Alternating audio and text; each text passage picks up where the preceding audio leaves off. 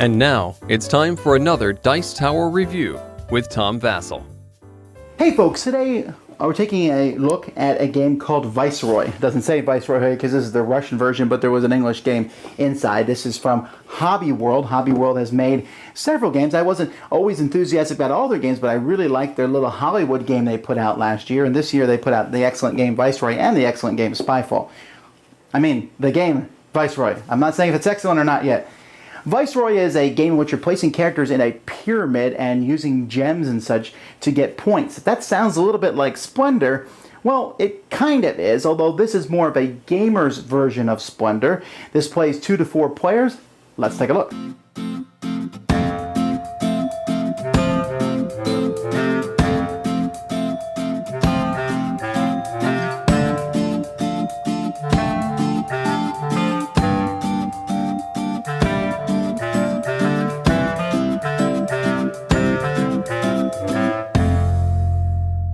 To win a game of Viceroy, you have to have points, and you get points in various number of ways, and they come from these different people and from law cards, which we'll talk about in a bit. But I want to talk about how the game works. The game's going to be a progression of 12 rounds, and each round, 4 new cards are going to be placed next to each of these colors. Players are going to have some of these colors, and they're going to be using these as currency, these gems. So in each auction round of the game, which begins each one, each player is going to put forth one gem in their hand, or they'll put forth no gems. If they put forth no gems, they are passing, and they can take any 3 gems they want from the supply. If they put forth 1 gem and no other player puts forth that gem, they will take that card from that color. And the other player who played a red would get this one. If multiple players have put forth the same color gem, they both will lose those gems, and they will go again. If they both put forth the same color again, the same thing will happen. If they do it 3 times in a row, then it's as if they passed, and they will get to take any 3 gems of their choice. Now, if the ones that are taken are moved away, and then the ones that aren't taken are going to be moved over to the other side. At the beginning of the next round, we'll add 4 more. And by the way, isn't this artwork spectacular? It really is. At the end of the next round, if you win one, let's say I win green, I can take either card, my choice. And if 2 people, not 3 or 4, but if 2 people win green, and they can come to grips with, I'll take this one and you take this one, if they can make that agreement, then they both can take 1. And so there is some, outbidding by other people, but you can mitigate that. There's 4 different ones to go for. You can go for a different one, or even if you do fail 3 times, at least you'll get 3 gems. Any cards you get from this come into your hand. Now, players are going to have the opportunity over the course of this game to play cards into basically a pyramid in front of them. The first card, you're going to start the game with 1 card in front of you. And then after that, you'll have the ability to add more cards. You can either add them next to the one on the bottom, or you can add one on the top. Now you'll notice as you form these, you'll be forming circles. This is a circle that's all yellow, which can score you points at the end of the game, but you don't have to do that. As you place them, you can see that you can have them all different colors. Now when you place these folks in front of you in this pyramid, you have to pay to put them out. When you pay, each one has a cost. So this butcher here, you'll notice that he has a red, a blue, a red, and a yellow here. So if I put him on the first level, I pay a red gem. To put him on the second level, I pay a red and a blue gem. Third level, red, blue, and red. And fourth level, red, blue, red, and yellow. Now, when you put them out, each one is going to give you a reward based on the level. Now, some of them are going to give you different tokens, which are going to be worth different amounts of points. This person here on the bottom level, for example, gives me a 3-point token. That's it. At the end of the game, that's going to be worth 3 points. Others of them, like this guy here in the second level, is going to give me an infinity gem. This is a green one. I'll put this green gem on, and once each turn, when I'm placing someone out here, I can pay 1 less green to place that out there. Others let me draw more cards. So if this guy had been on the bottom level, I could have drawn an extra card from some leftover cards or drawn another law card.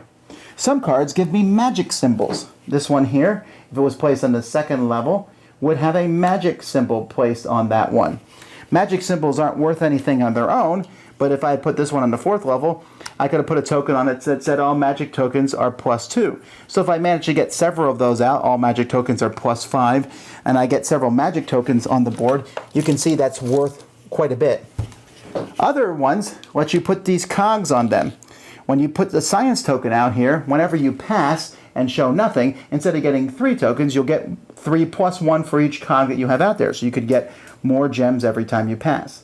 Others, like this one here, you'll notice that it says a little 4 here next to the bottom level. When you place those, you simply get 4 gems of your choice or whatever the number says. Sometimes there's a mixture. This one down here shows that you get 2 points and 2 gems. Here you get 2 magic if it goes on the 4th level. Sometimes they give points for every full circle you have of a specific color. Like this one here gives 2 points for every red circle you have at the end of the game. Some give you swords. Swords are useful at the end of the game. Each sword you have will make your opponents lose 4 points. However, you put swords behind your shield, you can also bid with a sword, and if you're the only person to bid a sword, you will automatically go get any cards you want. If multiple people, then you go by whoever has the lowest numbered card out here. There are also shields. Shields are placed in a card at the end of the game. If your opponent has a sword, each shield you have cancels out 1 sword. Also, a set of a shield, a magic, and a gear will score you 12 bonus points at the end of the game. Players also start the game with law cards. They start with 3 of these, and you can get more of them if you play people who can get you more cards. Law cards can be played as part of the pyramid, but they don't necessarily give you rewards. They give you a special ability. Here, this one lets you have a choice. You can place a gem on the card, a shield on the card, or an infinite gemstone, or 4 gemstones of your choice. Here, you can put this underneath one of the character cards, and for each token on that character, you can put another token on it, so you can double a token on that character. Some let you, at the end of the game, give you 2 points for every adjacent character card.